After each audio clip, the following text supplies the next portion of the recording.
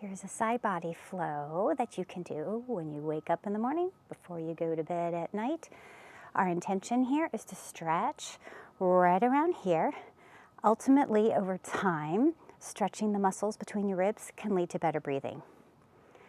Come into a comfortable seat in your bed, sitting in a chair on the ground. Place one hand down next to you. In my case, it's my right hand. And then I'm going to lift my left arm up and tilt over, keeping my left hip rooted down. Rising back up, left hand comes down, right arm comes up, and tilting to the other side. Flowing back and forth like this for a bit. Noticing the stretch in the muscles around your ribs. After you've done that a few times, you can take your right hand down, lift the left arm up and over, and breathe right here. As many breaths as feels good for you.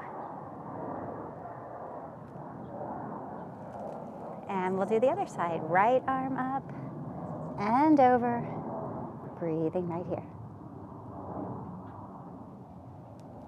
There's your side body stretch for today.